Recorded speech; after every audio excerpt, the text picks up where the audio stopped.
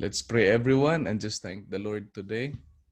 Our dear Father in heaven, dear Lord, thank you so much, God, again for this morning and for this day that you have added into our lives. We always say, oh God, there is no Monday blues with you. You never stop loving us. You never stop caring for us. You never stop providing for us.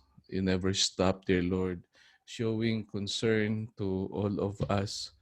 And help us, dear Lord, each day to put our hope in you, to keep on trusting you no matter what, because you always have our best interest at heart.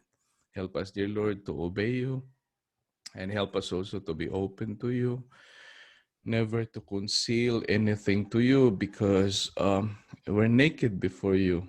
Each day, O Lord, today, our cares, our burdens, our struggle, dear Lord, we lift them all up to you. Thank you, God, for this morning and for this wonderful privilege to even hear you today. Bless your words, dear Lord, and may it be indeed a lamp unto our feet and a light unto our path. Help us to hide your words in our hearts that we might not sin against you. All in Jesus' name. Amen. Amen. So again, good morning everyone. And indeed today is Monday, September 28th.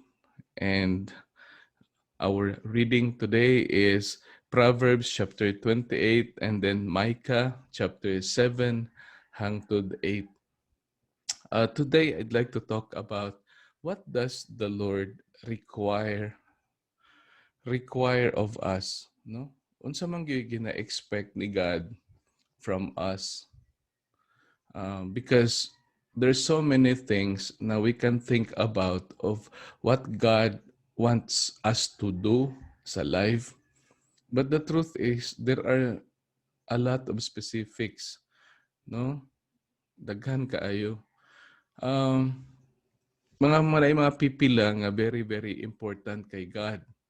And that is what we will talk about today. We will finish man today ang book sa Micah. So I'll go straight sa word karon ha mga igsoon. Micah chapter 6 verse 3 to 8. This is what God is telling us and the Bible reminding us. God says, "My people, what have I done to you? How have I burdened you? Answer me." Because again, people during the time ni Micah thought na serving the Lord is burdensome. They have not like uh, looked at the relationship with the Lord as a wonderful privilege na they were serving the King of Kings, the Lord of Lords, the Creator of the universe. And not only they are serving Him, but they are being loved by Him. The Creator of the universe has chosen them, and decided to love them, decided to take good care of them. It's a wonderful privilege. And if you meet someone whose desire is simply to bless you, ayaw nagbuhi diha. When you know, by spending time with him, you'll become a better person, no? You'd flourish, you'd thrive, you'd become a better version of yourself. Stick with him. But then sila, lahi man, so sige nilag sunod-sunod kay God, mura ba ang tanaw nila kay God was a never satisfied na tyrant nga daghan siyang ginapahimo na si God killjoy nga wala na sila'y fun inga na ilahang tanaw. And so kanang mag-serve sila kay God is something like murag they feel na it's an obligation and they looked at it as burdensome. And singon ni God, "Hey, people, how have I burdened you? Answer me. Look at this. I brought you up out of Egypt and redeemed you from the land of slavery.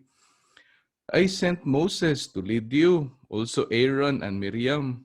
My people, remember what Balak king of Moab plotted and what Balaam son of Beor answered.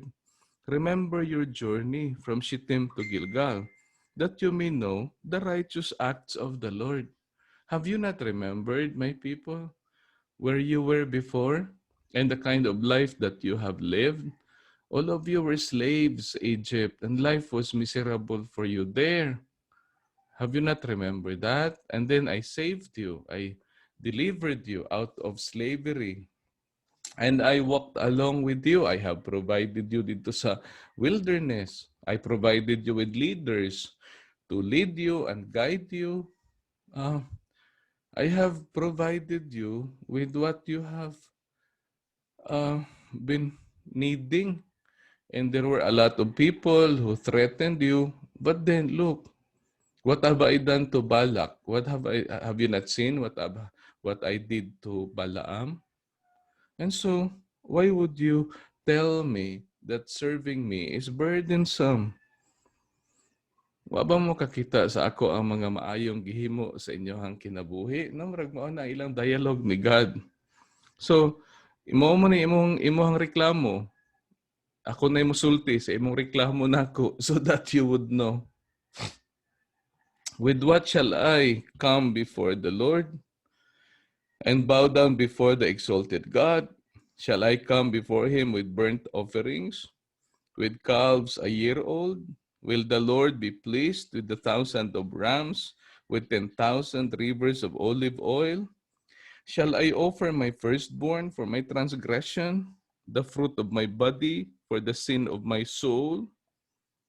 Mamana iyon yung reklamo. No, you lived a life that is so guilt-ridden and you felt na you need to sacrifice your children, you have to sacrifice all your animals because of the things that you have done. But, ingon ni God, I have shown you. Verse 8, He has shown you, O mortal, what is good. And what does the Lord require of you? Unsa magi-require nako ninyo? Anong mag-offer mo usa ka libo nga baka? Usa ka libong karnero? Mao ba na akong gi-require gud ninyo? Mao ba nang ako ginapabuhat sa inyo? Akong sulti sa inyo, simple raman.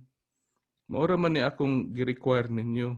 He has shown you, O mortal, what is good. And what does the Lord require of you?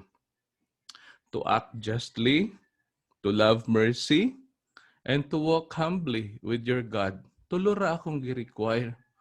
Maura na siya. To act justly. Nga wa mo'y gitamakan nga mga tawo. Nga walay mo'y gidaog-daog nga tawo. Walay tawo nga gideprive ninyo og hustisya. Mao nang una ra gud nako. Nga walay kinabuhi nga nadaot o nahimong alaot tungod sa inyohang kinabuhi. Ikaduha, akong hangyo ninyo na you love mercy nga mahimo mong maluluyon. Mao man akong hangyo ninyo. Maluoy mo sa mga widows, maluoy mo sa mga orphans, maluoy mo sa mga pobre, maluoy mo sa mga broken, wounded, hurting, lonely. Mao man akong gihangyo ninyo. Ang saon man ninyo ng usa ka libong baka, pero ang inyohang kinaiya walay hustisya. Wa mo'y kaluoy sa mga tao sa inyong palibot. Unsa man yung tanang pagsimba na, ha? Mao man nang na-burden mo kay kanang paminaw ninyo, lugi mo. Sa pag-alagad nako kay katong baka nga kuan ihawon pa nimo to para sa imong pamilya, i-offer pa nimo nako. Kakinahanglan day kog baka, nga ako may naghimo anang tanan. Kakinahanglan day ko sa inyong kwarta, nga ako may gahatag anan ninyo. Unsa may madugad ninyo para sa akong ikaayo? Naaba mo'y madungag para mas mogwapo ko? Kung sigad ng istorya ba? Naaba mo'y ihatag nga para mas madato ko? Unsa ba may kuwang nako? I own the universe. I created the universe. Wa ko'y kuwang, wa ko'y apan. I'm a perfect God. So dili ka nang imong gihatag magpadato nako because I was the one who gave that to you. Nganong ma-burden man ka? Ako lang hangyo nimo nga magkinabuhi ka nga doon na kay pamatasan nga you are upholding justice. Nga walay mga tao sa imong palibot nga nahikawan ug unsay angay niya tungod nimo. Maluoy ka, maura pud na ang akong hangyo, maluoy ka sa mga tao nga naa sa imong palibot. And then mulakaw ka nga mapainubsanon. Di mo ganahan nga hambugiro ka. Kanang you walk humbly with your God. Because you walk humbly with your God, then maminaw ka. Maminaw ka. Maura man good na siya. No? What does the Lord require of us? So today is Monday. So good na punta sa trabaho. No? We started the week yesterday. We rested before God. We received an anointing from Him. Now, we work. Kaya naka-receive naman tag-empowerment. Use the energy that you have today that comes from God. Make the people around you happy. Serve the people around you so that life will get better for them. Act justly diha sa imong pamilya. Love mercy diha sa imong pamilya. Teach your children to love mercy. Ayaw si Mercy. Kay Paul ra na siya. Kay Paul Magi ra na si Mercy. But then you love mercy ba kanang maluluyon ana. And kuan ikatulo ingon ni God, walk humbly. Karon nga si mana maura gyud na. That's all that I require from you. Okay na kanako. Proverbs 28 verse 27, no, daghan tag warning sa Proverbs. Those who give to the poor will lack nothing, but those who close their eyes to them receive many curses. So pag naay mga galisod sa imuhang palibot and you have the capacity to help, ayaw ihikaw. Ayaw pag dinalo. Yeah. Usay kaning pulong bitaw na, bro, let me know how can I help you? I know life's kinda challenging for all of us. Pero lahi-lahi man tag challenges. Pero kanang isa imuha, migo man ta, kanang let me know. Ayaw lang ka, oh, wow. How can I help you? Kana simple as that can already be an encouragement. Because like, especially that you know, na nagago through siya og difficulties. Those who give to the poor will lack nothing. Wa gyud kay di gyud ka makuwangan pag naa kay kind-hearted nga kinaiya. But if you close your eyes to the poor, na you will receive many curses. And isultian na gyud ka nako nga I want you to love mercy, to walk humbly, be a blessing. Pero di makamutuo. Anugon ra na imong simba. Sige kag simba. Hala, ampo, grabe ampo.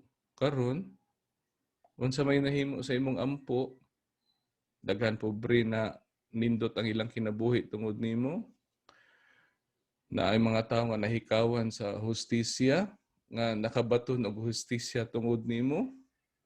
Sige nimo ampo, unsa man mas na samot ka nga nahimong mapainubsanon. Pero sige gaampo, hala, way uhunong simba, sayo pa sa buntag. Dibo na. Pero ambugiro man ka. Kanang gihikawan nimo hustisya ang mga tao sa imong palibot, wa kay kaluoy. Anugon ra na tanan. Pati imong pag-ampo, di ko minaw, ana. Di ko minaw. Nugon ra. Ingon ni God, Proverbs 28, verse 9. If anyone turns a deaf ear to my instructions, even their prayers are detestable.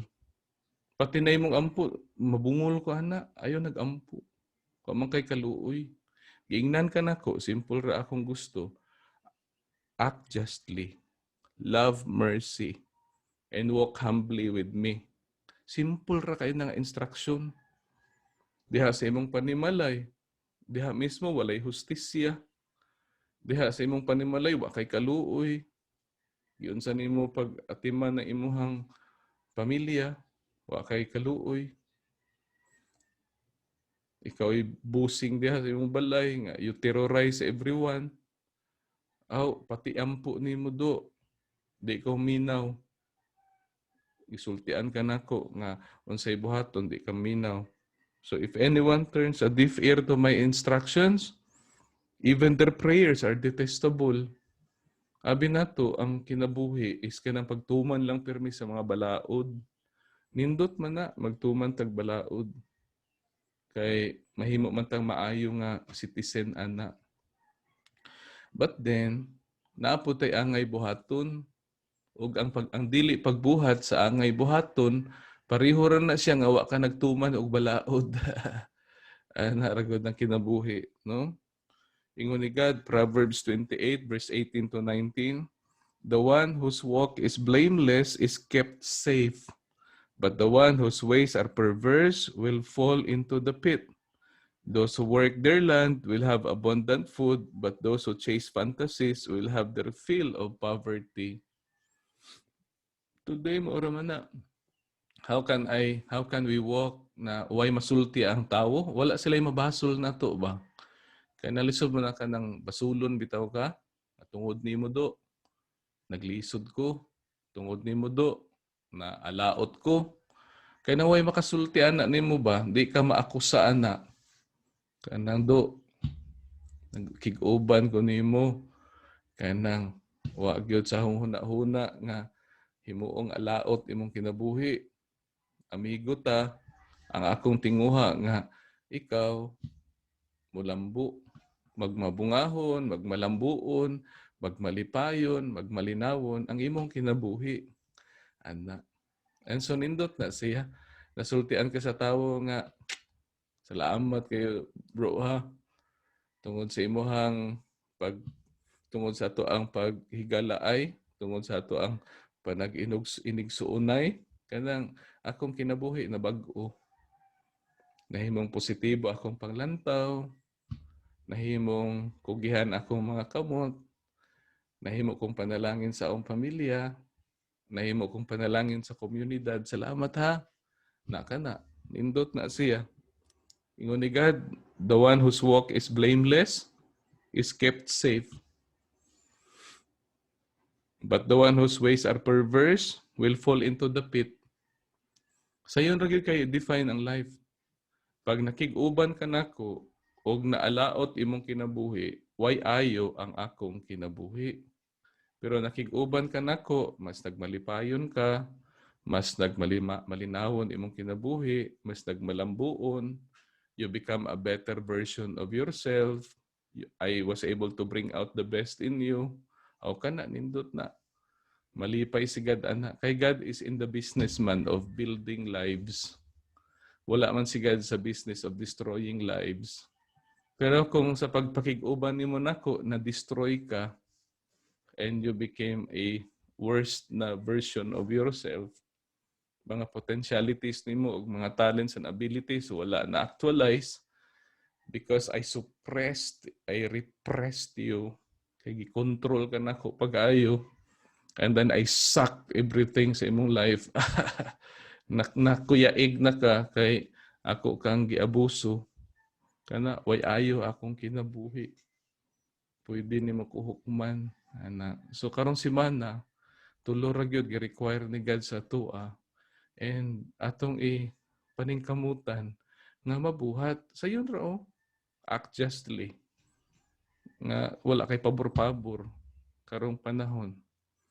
Kung kinsa katong angayan, ug angayan mo dawat, you give it to him. Wala kay i-deprive nga tawo sa iyahang katungod. Maluoy ka, maluluyon lang karong semana. Maluoy ka sa mga tao sa imong palibot. Of course, maluoy po ka sa imong kaugalingon. No, maluoy po ka sa imong pamilya, kanang kauno na sa imong pamilya, imo pag dihatag, adi pod na maayo, injustice man na. Imong mga anak, di ka kaon, kay sige kag panabang sa imong silingan, aw di pod na sakto. Kay ministry begins at home man. And so you take care of your family, make sure na your children are well, and when it overflows, you be mindful of your neighbor. Kana lang, work your land, magkugi ta so that we can have a lot to give. Kaya if we don't have anything to give, how can we be a blessing? How can we show mercy? Otherwise, ma-deprive na atong pamilya. So, ingon ni God, kanang Proverbs chapter 28 verse 13 to 14, whoever conceals their sins does not prosper, but the one who confesses and renounces them finds mercy. Blessed is the one who always tremble before God, but whoever hardens their heart falls into trouble. Sultian na jud kanako nga ayaw lagi pag kinabuhi nga maalaot ang uban. Kaya ang tawag nako ana, sala.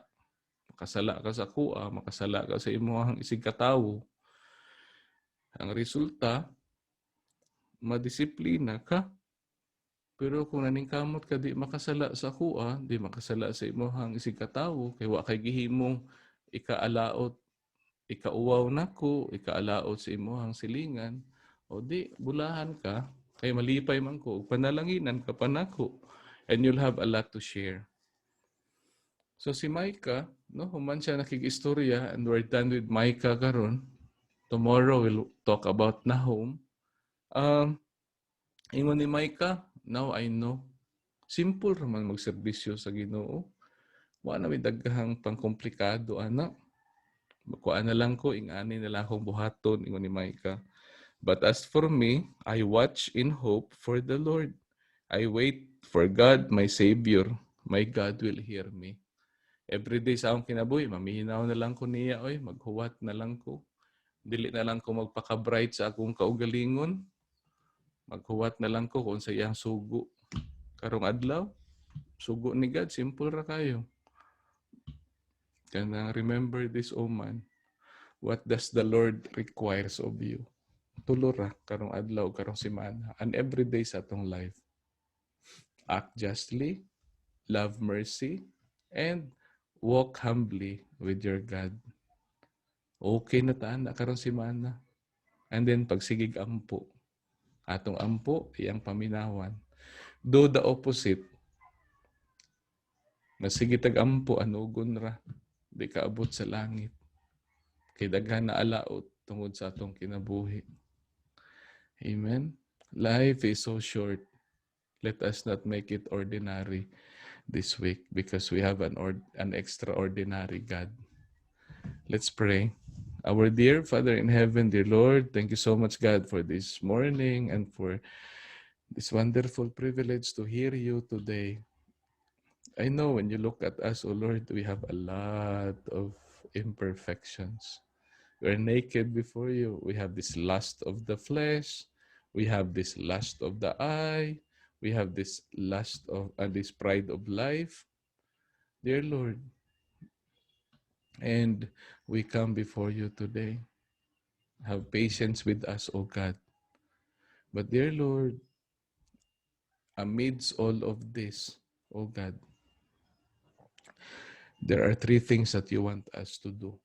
And that is to act justly, love mercy, and walk humbly with you. Help us to do that, O Lord. Help us to listen to you and obey you today so that we can be a blessing to the people around us. At the end of the day, O Lord, all glory to you. We pray today for our president and everyone that works with him. We pray today for our mga health workers and frontliners. We pray today, dear Lord, for our police force, everyone that protects us so that we can live in peace. We pray today for the members of our family that are recovering, dear Lord, from various na mga diseases or ailments. Dear Lord, we pray for healing. We pray for the blood of Jesus to flow in our body and afford us with cleansing. I would like to have a special mention, dear Lord, si Angel, si Ma'am Tess, si Ma'am Happy, members sa mong family nga kinahanglan og tabang. Dear Lord, we'd like to lift up to you Jinky. Dear Lord, bago ra siya na cesarean. Grant her, dear Lord, this privilege for immediate and fast na recovery. We would like to pray especially also today for Sir Paul Roca, dear Lord, and his family, dear Lord. We pray for everyone that loves Him, that they can find strength and comfort in you. Dear Lord, I missed Sir Paul, but then it is your will for him to rest from all his labor. We would always remember, dear Lord, all that he has done for TCS and for us. We feel sad because we would be separated from a very, very good friend. But then, dear Lord, we know that our separation will just be temporary. In that great and grand reunion one day, we will meet again and we will see each other. Thank you, Lord, for your love and for your grace and for your mercy. All for your glory today. In Jesus' name, amen. Amen.